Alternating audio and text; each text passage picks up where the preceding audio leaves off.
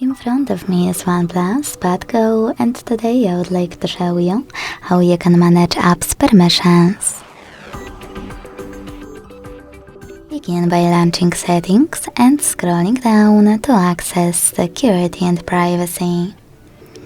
Then scroll down again and tap on Privacy section. Following that, select Permission Manager and tap on all of those devices features that you wish to manage.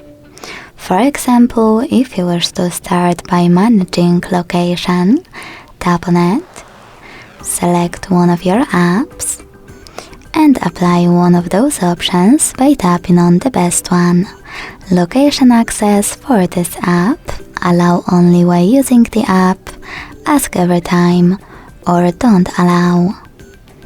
When you finished, go back.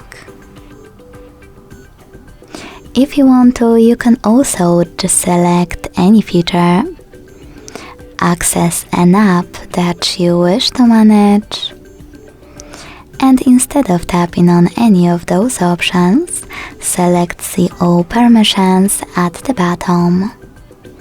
Then manage all of those only for a chosen app the same way. Thanks so much for watching. If you enjoyed this video, leave a like, comment and subscribe. Bye!